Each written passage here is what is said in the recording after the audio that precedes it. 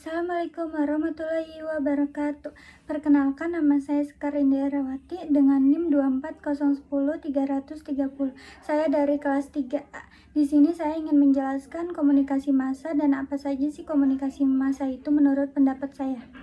Menurut saya, komunikasi massa adalah pesan yang dikomunikasikan melalui media massa pada sejumlah besar orang. Media massa merupakan saluran penyampaian pesan kepada khalayak atau publik. Ada 4 pokok dalam komunikasi massa. Yang pertama, komunikasi massa bersifat tidak langsung. Yang kedua, komunikasi massa bersifat satu arah. Yang ketiga, komunikasi bersifat terbuka. Yang keempat, memiliki publik secara geografis tersebar. Selain itu, ada efek dari komunikasi massa. Efek adalah perubahan perilaku manusia setelah diterpa pesan media massa. Ada beberapa efek, yaitu efek kognitif tentang pengetahuan, efek afektif tentang perasaan dan emosi, yang terakhir efek konatif atau behavioral tentang perilaku atau sikap.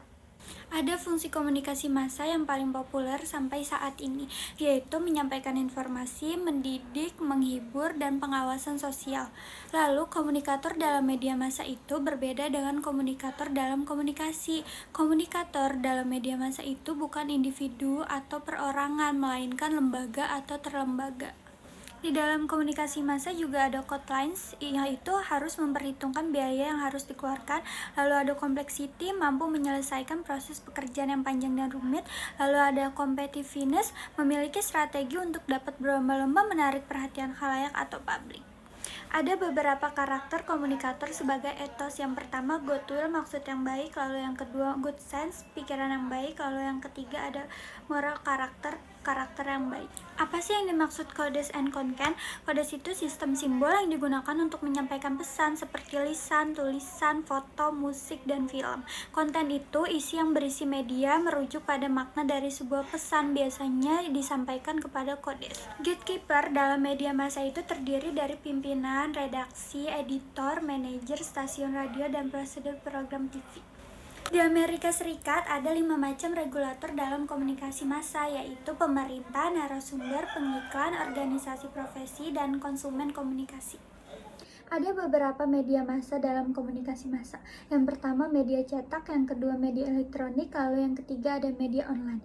Media cetak berupa majalah atau koran, media elektronik berupa televisi atau handphone, media online itu berupa portal berita atau blog-blog. Apa sih audiens itu? Audiens sebagai sentra komunikasi massa yang secara konstan dibordir oleh media.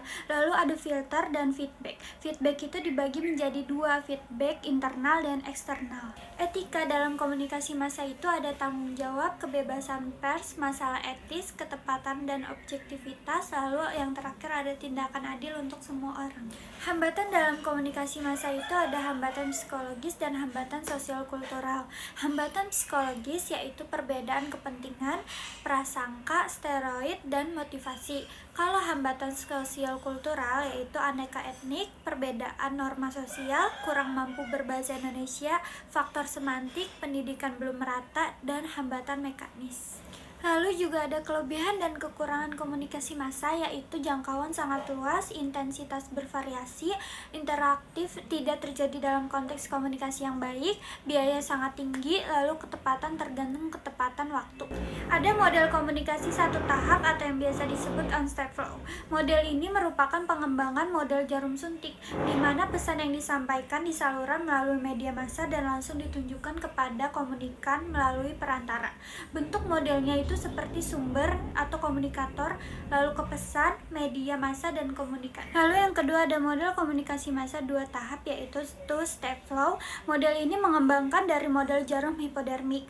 Model komunikasi massa 2 tahap yaitu dari komunikator, pesan, media massa, opinion leader, lalu ke komunikan. Apa sih opinion leader? Opinion leader adalah orang yang memiliki kemampuan mempengaruhi sikap atau perilaku seseorang secara informal, sesuai dengan kehendak si pemimpin melalui hubungan sosial yang telah dibinanya. Cukup sekian rangkuman dari saya, kurang lebihnya mohon maaf. Wassalamualaikum warahmatullahi wabarakatuh.